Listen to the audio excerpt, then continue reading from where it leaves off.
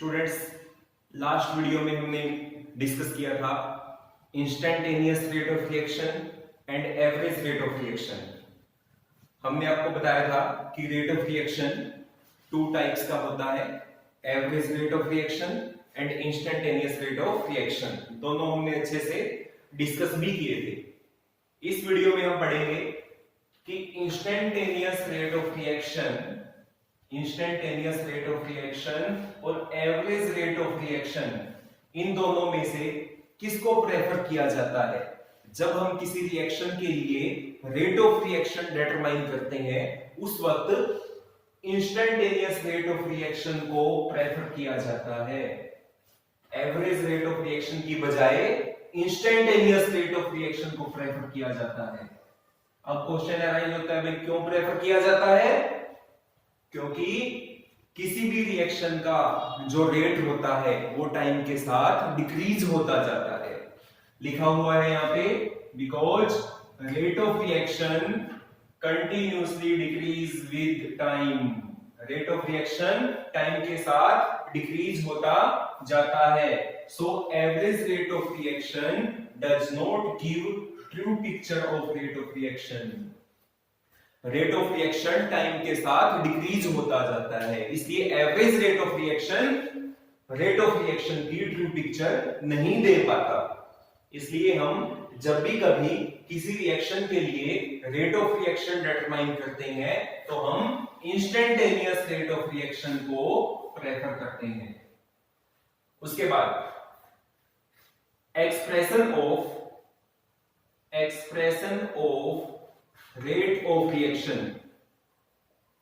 किसी भी रिएक्शन का जो रेट होता है हम उसको कैसे एक्सप्रेस करेंगे, उसको कैसे एक्सप्रेस किया जाता है। सबसे पहले हम पढ़ेंगे expression of average rate of reaction. Expression of average rate of reaction, average rate of reaction को कैसे एक्सप्रेस किया जाता है। एग्जाम्पल की हेल्प से समझते हैं। फर्स्ट एग्जाम्पल हमने ले लिया PCl5 phosphorus pentachloride, it decompose into phosphorus trichloride plus chlorine gas Cl2। decomposition of phosphorus pentachloride, इस रिएक्शन के लिए हम एवरेज रेट ऑफ रिएक्शन कैसे एक्सप्रेस करेंगे। देखो, कल हमने लास्ट वीडियो में हमने रेट ऑफ रिएक्शन की डेफिनेशन स्टडी की थी। क्या डेफिनेशन थी? Change in concentration of reactants और product in a given time. हाँ जी, चेंज का सिंबल हम यहां पे लेंगे delta. Average rate of reaction के लिए चेंज का सिंबल क्या लिया जाता है? डेल्टा। कंसंट्रेशन का सिंबल लिया जाता है स्क्वायर ब्रैकेट। तो ये तो क्या हो गया? चेंज इन, ये क्या हो गई? कंसंट्रेशन। किसकी कंसंट्रेशन चेंज हो रही है? PCl5 phosphorus pentachloride divide by change in time taken for change. क्योंकि रिएक्टेंट था, PCl5 रिएक्टेंट है, और हमने लास्ट वीडियो में क्या डिस्कस किया था? रिएक्टेंट की कंसंट्रेशन टाइम के साथ डिक्रीज होती जाती है, इसलिए नेगेटिव साइन यहां हमें लगाना पड़ेगा। हाँ जी, उसके बाद इक्वल का साइन लगाएंगे। सेम इसी टाइप से PCl3 के लिए लिखेंगे, चेंज का सिंबल डेल्टा। कंसंट्रेशन क्या होगा? Square bracket. किसकी कंसंट्रेशन चेंज हुई? PCl3 की कंसंट्रेशन चेंज हुई, और चेंज होने में क्या लगा? Time, change in time delta T. क्योंकि PCl3 यहाँ पे प्रोडक्ट है और प्रोडक्ट की कंसंट्रेशन टाइम के साथ इंक्रीज होती है, इसलिए हम यहाँ पे नेगेटिव साइन नहीं लगाएंगे। पॉजिटिव ही रहेगा। अगेन इक्वल, सभी साइन इक्वल आएंगे। हाँ जी, चेंज का सिंबल डेल्टा। कंसंट्रेशन क्या होगी? Square bracket. किसकी कंसंट्रेशन चेंज हुई? Cl2 की, और चेंज होने में क्या लगा? Time, delta T. तो हम एवरेज रेट ऑफ रिएक्शन को इस टाइप से एक्सप्रेस करेंगे। सेकंड एग्जांपल लेते हैं। Second example, N2 nitrogen plus hydrogen. सभी को पता है नाइट्रोजन और हाइड्रोजन कंबाइन होते हैं तो क्या बनता है? अमोनिया। रिएक्शन को बैलेंस कैसे किया जाए? यहां 3 आएगा, यहां 2 आएगा। अब हम इस रिएक्शन के लिए क्या लिखेंगे? Average rate of reaction. जैसे हमने पहले लिखा सेम उसी टाइप से अब लिखेंगे। जी चेंज का सिंबल क्या होगा डेल्टा, कंसंट्रेशन क्या होगी स्क्वायर ब्रैकेट, किसकी कंसंट्रेशन चेंज हुई N2 और चेंज होने में क्या लगा टाइम डेल्टा T, क्योंकि रिएक्टेंट है, रिएक्टेंट की कंसंट्रेशन टाइम के साथ डिक्रीज होती जाती है तो साइन आएगा नेगेटिव। हाँ जी उसके बाद इक्वल का साइन। हाँ जी नेक्स्ट चेंज का symbol delta, concentration square bracket, किसकी कंसंट्रेशन चेंज हुई हाइड्रोजन की और चेंज होने में क्या लगा टाइम डेल्टा टी, क्योंकि ये भी रिएक्टेंट है तो यहां भी हम नेगेटिव साइन पुट करेंगे। और एक और बात यहां पे ध्यान रखनी है, जो स्टोइकियोमेट्रिक कोफिशिएंट होता है उसको 1/, के फॉर्म में लिखते हैं। जैसे 3 है तो यहां लिख देंगे 1/3, यहाँ पे 2 होता 1/2 लिख देते, 5 होता 1/5 लिख देते। स्टोइकियोमेट्रिक कोफिशिएंट जैसे यहाँ पे 1 था 1/1 लिखो या ना लिखो। हाँ जी उसके बाद इक्वल का साइन अगेन, चेंज का सिंबल डेल्टा, कंसंट्रेशन का सिंबल स्क्वायर ब्रैकेट, किसकी कंसंट्रेशन चेंज हुई अमोनिया की कंसंट्रेशन चेंज हुई और चेंज होने में क्या लगा time, change in time delta T, क्योंकि प्रोडक्ट है और प्रोडक्ट की कंसंट्रेशन टाइम के साथ इंक्रीज होती है तो पॉजिटिव साइन यहां पुट करेंगे हम। और स्टोइकियोमेट्रिक कोफिशिएंट कितना है 2 तो यहां लिख देंगे 1/2, यहां हम क्या लिख देंगे 1/2। तो ये हमने क्या शो किया एवरेज रेट ऑफ रिएक्शन, किसको एक्सप्रेस किया average rate of reaction.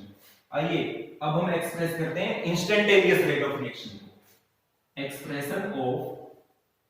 Expression of instantaneous rate of reaction, instantaneous rate of reaction. Instantaneous rate of reaction को कैसे एक्सप्रेस करेंगे, एवरेज रेट ऑफ रिएक्शन और इंस्टेंटेनियस रेट ऑफ रिएक्शन को express करने का जो मेथड है अप्रोक्सीमेट सेम है। डिफरेंस कहां है, एवरेज रेट ऑफ रिएक्शन में हमने चेंज के लिए डेल्टा यूज किया था, चेंज के लिए हमने डेल्टा यूज किया था और जो डेल्टा है वो क्या शो कर रहा है लार्ज चेंज। लेकिन इंस्टेंटेनियस रेट ऑफ रिएक्शन में हम rate of reaction at A given instant of time calculate करते हैं और एक गिवन इंस्टेंट में जो चेंज होगा वो स्मॉल चेंज होगा और स्मॉल चेंज के लिए हम स्मॉल डी यूज करते हैं, डेल्टा की बजाय यहां पे डी यूज किया जाएगा, बाकी एज इट इज रहेगा। आइए देखते हैं उसी रिएक्शन के लिए वही same example. First example PCl5 phosphorus pentachloride कैसे डिकंपोज हुआ, फास्फोरस ट्राइक्लोराइड प्लस क्लोरीन। हाँ जी क्या लिखना है इसके लिए इंस्टेंटेनियस रेट ऑफ रिएक्शन, कैसे लिखेंगे चेंज का सिंबल यहां लेंगे डी क्यों लेंगे क्योंकि इंस्टेंटेनियस रेट ऑफ रिएक्शन में स्मॉल चेंज होता है, स्मॉल चेंज के लिए डेल्टा की बजाय डी लिखेंगे। हाँ जी चेंज इन कंसंट्रेशन का सिंबल स्क्वायर ब्रैकेट, किसकी कंसंट्रेशन चेंज हुई PCl5 और चेंज होने में क्या लगा टाइम dt, जहां जहां यहां डेल्टा लिखा था वहां डी लिखना है बस और कुछ कोई भी चेंज नहीं है क्योंकि रिएक्टेंट है, रिएक्टेंट की कंसंट्रेशन टाइम के साथ डिक्रीज होती है नेगेटिव साइन। उसके बाद इक्वल, हाँ जी चेंज का सिंबल डी, किसकी कंसंट्रेशन चेंज हुई PCl3, चेंज होने में क्या लगा टाइम dt, प्रोडक्ट है तो पॉजिटिव साइन इक्वल। हाँ जी चेंज का symbol d, concentration square bracket, किसकी कंसंट्रेशन चेंज हुई Cl2 और चेंज होने में क्या लगा time dt। Second example N2 plus H2 combine to form ammonia NH3, reaction को बैलेंस करेंगे, यहां आ जाएगा 3 यहां आ जाएगा 2। अब इस रिएक्शन के लिए हम क्या लिखते हैं इंस्टेंटेनियस रेट ऑफ रिएक्शन लिख सकते हैं, बिल्कुल लिख सकते हैं। चेंज का सिंबल यहां लेना है डी, कंसंट्रेशन का स्क्वायर ब्रैकेट, किसकी कंसंट्रेशन चेंज हुई N2 और चेंज होने में लगा टाइम क्योंकि रिएक्टेंट था, माइनस का साइन आएगा यहां पे। उसके बाद इक्वल, हाँ जी चेंज का सिंबल डी, कंसंट्रेशन किसकी चेंज हुई H2, चेंज होने में क्या लगा टाइम क्योंकि ये भी रिएक्टेंट है तो साइन आएगा माइनस। स्टोइकियोमेट्रिक कोएफिशिएंट कितना है 3 तो क्या आ जाएगा 1/3 इक्वल, चेंज का सिंबल डी, कंसंट्रेशन NH3, किसकी कंसंट्रेशन चेंज हुई अमोनिया की और चेंज होने में क्या लगा टाइम dt, क्योंकि प्रोडक्ट है तो आएगा पॉजिटिव साइन और स्टोइकियोमेट्रिक कोएफिशिएंट 2 है तो हो जाएगा 1/2। तो इस मेथड से हम किसी भी रिएक्शन के लिए एवरेज रेट ऑफ रिएक्शन और इंस्टेंटेनियस रेट ऑफ रिएक्शन को आसानी से एक्सप्रेस कर पाएंगे। Now next topic is the factors affecting rate of a reaction. Factors affecting rate of a chemical reaction. Factors affecting rate of a chemical reaction. किसी भी chemical reaction का जो rate होता है उसको कौन कौन से फैक्टर अफेक्ट करेंगे?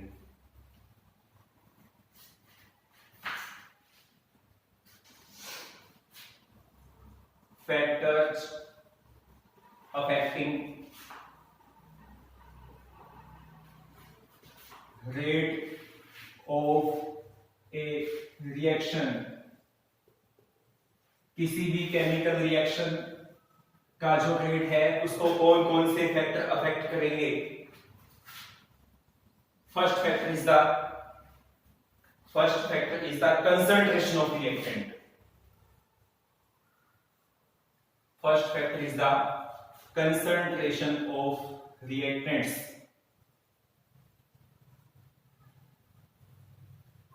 रेट ऑफ रिएक्शन, किसी भी रिएक्शन की स्पीड को, किसी भी रिएक्शन के रेट को कौन कौन से फैक्टर अफेक्ट करेंगे?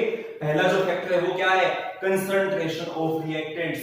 रिएक्टेंट्स की कंसंट्रेशन जितनी ज्यादा होगी, रिएक्टेंट्स की कंसंट्रेशन जितनी ज्यादा होगी, रेट ऑफ रिएक्शन भी उतना ही फास्ट होगा. रेट ऑफ रिएक्शन भी उतना ही फास्ट होगा. एग्जांपल लेते हैं. सपोज करो हमारे पास वुड है, लकड़ी को जला रहे हैं ऑक्सीजन की प्रेजेंस में. वुड को जला रहे हैं एयर की प्रेजेंस में. आपको पता है air is a mixture of many gases. Air में कितनी ऑक्सीजन होती है? 21% ऑक्सीजन. एयर में कितनी ऑक्सीजन होती है? अबाउट 21%. और सेकंड केस क्या है? वुड को हम जला रहे हैं in the presence of pure oxygen, 100% oxygen, बिल्कुल प्योर ऑक्सीजन. तो कोई बता सकता है दोनों केसेस में किस केस में रिएक्शन फास्ट होगी? Definitely the reaction will fast in second case, क्योंकि यहां पे ऑक्सीजन की कंसंट्रेशन ज्यादा है. इस रिएक्शन में वुड और ऑक्सीजन दोनों रिएक्टेंट्स हैं. वुड और एयर रिएक्टेंट्स हैं. और हमने क्या बताया? रिएक्टेंट की कंसंट्रेशन जितनी ज्यादा होगी, रेट ऑफ रिएक्शन उतना ही फास्ट होगा, क्योंकि रिएक्टेंट की कंसंट्रेशन, ऑक्सीजन की कंसंट्रेशन सेकंड केस में ज्यादा है. इसलिए इस केस में रिएक्शन क्या होगी? फास्ट. और इस केस में रिएक्शन क्या होगी? स्लो. तो हम क्या कह सकते हैं? हम कह सकते हैं कि rate of reaction is directly proportional to the concentration of reactants. Reactants की कंसंट्रेशन जितनी ज्यादा होगी, रेट ऑफ रिएक्शन उतना ही फास्ट होगा. Now second is the temperature.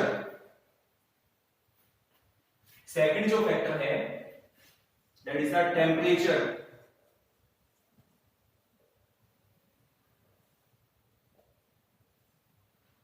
हाँ जी, जितना ज्यादा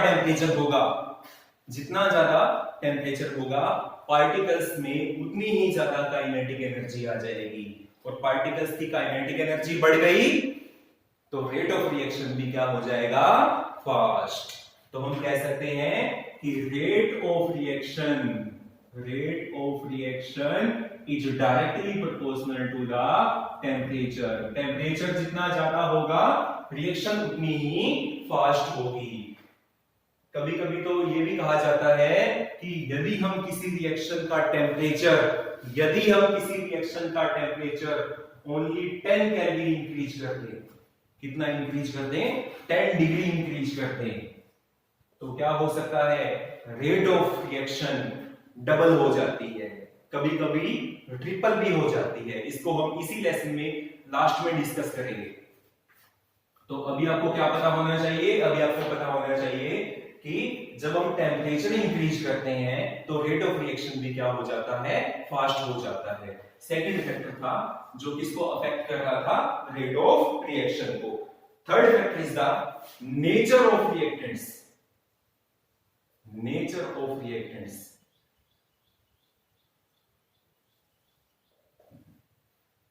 जिस केमिकल रिएक्शन को हम स्टडी कर रहे हैं, जिस केमिकल रिएक्शन का हम रेट ऑफ रिएक्शन डिटरमाइन कर रहे हैं, उसमें जो रिएक्टेंट यूज हुए हैं उनकी नेचर कैसी है, रिएक्टेंट के पार्टिकल्स के बीच किस टाइप की बॉन्डिंग है, बॉन्डिंग स्ट्रॉन्ग है, बॉन्डिंग वीक है, आयनिक बॉन्ड है, कोवलेंट बॉन्ड है, किस टाइप की बॉन्डिंग है, इस पर भी डिपेंड करेगा। क्या डिपेंड करेगा इस पे, रेट ऑफ रिएक्शन। एग्जांपल लेते हैं, दो रिएक्शंस हैं, NO plus O2 combine to form NO2, 2NO plus O2 combine to form 2NO2। Same इसी टाइप की रिएक्शन है, 2CO carbon monoxide plus O2 combine to form 2CO2।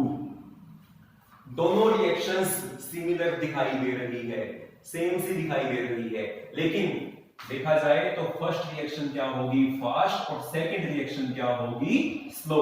ऐसा क्यों होगा, क्योंकि NO और CO ये जो रिएक्टेंट्स हैं ये इनकी बॉन्डिंग पे डिपेंड है। जहां पे बॉन्ड वीक होंगे, जहां पे बॉन्ड वीक होंगे बॉन्ड जल्दी टूटेंगे, और जहां पे बॉन्ड स्ट्रॉन्ग होंगे बॉन्ड मुश्किल से टूटेंगे।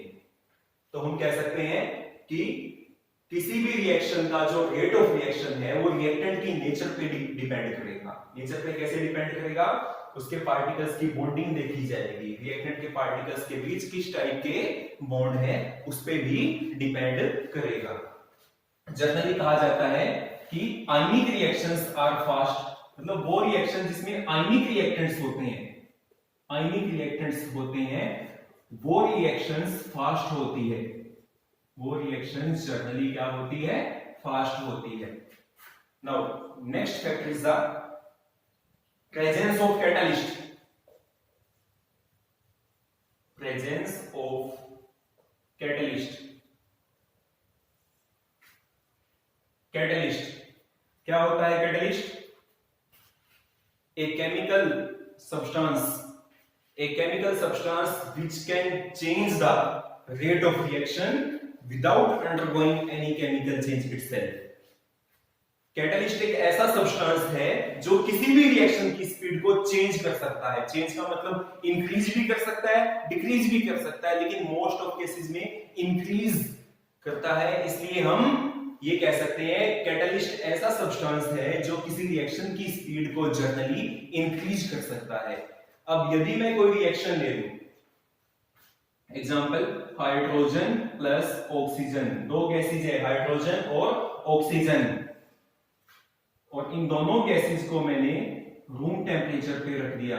हम क्या बना रहे हैं, H2O वाटर बना रहे हैं। हाइड्रोजन और ऑक्सीजन को कंबाइन करके हम वाटर बना रहे हैं। Then this reaction is very very slow. और यदि हम इसी रिएक्शन में H2 plus O2 combine to form H2O, इसी रिएक्शन में कोई कैटलिस्ट डाल दें, for example platinum is the catalyst, तो ये जो रिएक्शन है this reaction will become very vigorous. Reaction काफी ज्यादा क्या हो जाती है, फास्ट हो जाती है। तो हम क्या कह सकते हैं, हम कह सकते हैं कि जो कैटालिस्ट्स हैं, कैटालिस्ट वो जनरली क्या करते हैं, रेट ऑफ रिएक्शन को इंक्रीज कर देते हैं। Generally increases rate of reaction, catalyst rate of reaction को जनरली क्या कर देते हैं, इंक्रीज कर देते हैं। Now next factor is the surface area. Next factor is the surface area.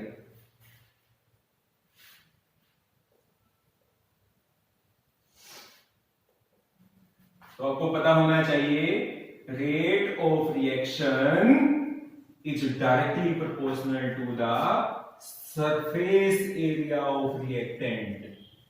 Reactant particles का सरफेस एरिया जितना ज्यादा होगा, रेट ऑफ रिएक्शन भी उतना ही ज्यादा होगा, रिएक्शन भी उतनी ही फास्ट होगी। एग्जाम्पल लेते हैं। सपोज करो आपके पास एक वुड लॉग है, वुड लॉग, लकड़ी का एक गट्ठा, लकड़ी का एक गट्ठा, और हम इसको जला रहे हैं, हीट कर रहे हैं इसको। और सेकंड केस में क्या है, हम इस वुड लॉग को स्मॉल पीसेस में डिवाइड कर देते हैं। हमने इस वुड लॉग को स्मॉल पीसेस में क्या किया, डिवाइड किया, और फिर हमने इनको जलाया, हीट किया। तो क्या इफेक्ट होगा, जब हम किसी पार्टिकल को, जब हम किसी सब्सटेंस को, जब हम किसी रिएक्टेंट को स्मॉलर पीसेस में डिवाइड करते हैं तो सरफेस एरिया इंक्रीज हो जाता है, सरफेस एरिया इंक्रीज हो जाता है, और सरफेस एरिया इंक्रीज होगा तो रिएक्शन क्या हो जाती है, फास्ट। सरफेस एरिया इंक्रीज हो गया तो रिएक्शन फास्ट हो जाती है। And the last factor is the presence of light, presence of light. Last factor is the presence of light. Light की प्रेजेंस। कई रिएक्शंस ऐसी होती है जिनको कंप्लीट होने के लिए लाइट की प्रेजेंस की रिक्वायरमेंट होती है। ऐसी रिएक्शंस को नेम दिया गया है फोटोकेमिकल रिएक्शंस।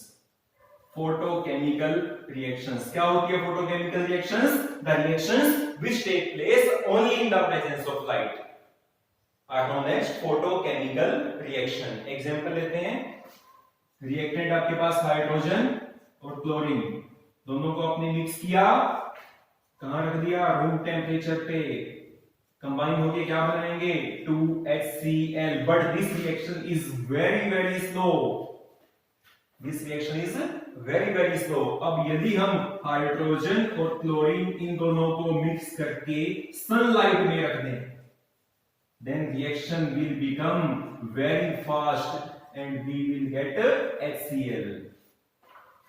हमें क्या मिल जाएगा, HCl। ऐसी रिएक्शंस को फोटोकेमिकल रिएक्शंस कहते हैं, जो रिएक्शंस लाइट की प्रेजेंस में होती है। तो ये सभी फैक्टर्स थे जिसपे किसी भी रिएक्शन का जो रेट है वो डिपेंड कर रहा था, या कह सकते हैं ये सभी फैक्टर्स थे जो किसी भी रिएक्शन के रेट ऑफ रिएक्शन को अफेक्ट कर रहे थे। कौन कौन से थे, फर्स्ट क्या था, कंसंट्रेशन ऑफ रिएक्टेंट। इसमें हमने क्या बताया, रिएक्टेंट की कंसंट्रेशन जितनी ज्यादा होगी रिएक्शन उतनी ही फास्ट होगी। एग्जांपल लिया था हमने वुड का, यदि हम वुड को एयर में जलाएं, एयर में ऑक्सीजन बहुत कम होती है, अबाउट 21% होती है, तो रिएक्शन स्लो होगी। और यदि हम वुड को प्योर ऑक्सीजन में जलाएं तो रिएक्शन फास्ट होगी, क्योंकि ऑक्सीजन की कंसंट्रेशन ज्यादा होगी, वहां पे रिएक्टेंट की कंसंट्रेशन ज्यादा होगी, इसलिए रिएक्शन भी फास्ट होगी। सेकंड है टेम्परेचर। इसमें हमने क्या बताया, इसमें बताया कि जो रेट ऑफ रिएक्शन है वो टेम्परेचर के डायरेक्टली प्रोपोर्शनल होता है। टेम्परेचर इंक्रीज करेंगे तो पार्टिकल्स की काइनेटिक एनर्जी इंक्रीज हो जाएगी, और काइनेटिक एनर्जी इंक्रीज हो जाएगी तो रिएक्शन फास्ट हो जाएगी। और यहां तक कहा गया है कि यदि हम 10 डिग्री टेम्परेचर इंक्रीज करते हैं तो रेट ऑफ रिएक्शन डबल हो जाता है, कभी कभी ट्रिपल भी हो सकता है। उसके बाद nature of reactant. Nature of reactant में हमने क्या बताया कि कई रिएक्टेंट्स ऐसे होते हैं जिनके पार्टिकल्स के बीच फोर्स ऑफ अट्रैक्शन स्ट्रॉन्ग होते हैं, कईयों में वीक होते हैं। और हमने क्या कंक्लूजन दिया, यहां से हमने कंक्लूजन दिया कि ionic reactions are generally fast as compare to covalent reactants. मतलब वो रिएक्शन जिनमें आयनिक रिएक्टेंट्स इन्वॉल्व होते हैं वो फास्ट होती है, किसके कंपैरिजन में, उन रिएक्शंस के कंपैरिजन में जिनमें कोवलेंट रिएक्टेंट्स होते हैं। उसके बाद प्रेजेंस ऑफ कैटलिस्ट। कैटलिस्ट क्या होता है, एक ऐसा सब्सटेंस जो किसी भी रिएक्शन की स्पीड को इंक्रीज कर सकता है without any chemical change itself. हमने एग्जांपल लिया था हाइड्रोजन और ऑक्सीजन, हाइड्रोजन प्लस ऑक्सीजन इन्होंने कंबाइन होके वाटर बनाया। यदि मैं इस रिएक्शन में कोई कैटलिस्ट न डालूं तो रिएक्शन काफी स्लो होगी, और जैसे ही मैं इसमें कोई कैटलिस्ट डाल देता हूं प्लेटिनम वगैरह, तो रिएक्शन क्या हो जाती है, वेरी विगरस, वेरी फास्ट हो जाती है। उसके बाद मैंने एग्जांपल नेक्स्ट फैक्टर दिया सरफेस एरिया। सरफेस एरिया जितना ज्यादा होगा रिएक्शन उतनी ही फास्ट होगी, और सरफेस एरिया इंक्रीज करने के लिए आपको क्या करना होगा, पार्टिकल के साइज को छोटा करना होगा। पार्टिकल के साइज को कम करना होगा। किसी बड़े पार्टिकल को यदि मैं छोटे पार्टिकल्स में तोड़ दूं तो सरफेस एरिया इंक्रीज हो जाएगा, और सरफेस एरिया इंक्रीज हो जाएगा तो रिएक्शन फास्ट हो जाएगी। और लास्ट फैक्टर क्या है? Presence of light. कई रिएक्शंस ऐसी होती है जो लाइट की प्रेजेंस में होती है, ऐसे रिएक्शंस को हम क्या बोलेंगे? Photochemical reaction. और इसका एग्जांपल क्या था? हाइड्रोजन और क्लोरीन, इन दोनों को मिक्स करके यदि मैं रूम टेम्परेचर पे रख दूं तो रिएक्शन काफी स्लो होगी, और जैसे ही मैं इनको सनलाइट में रख दूं तो रिएक्शन क्या होगी? वेरी फास्ट होगी। तो ये सभी फैक्टर्स थे जिसपे किसी भी रिएक्शन का जो रेट है वो डिपेंड कर रहा था। नोट कर लीजिएगा सभी इसको।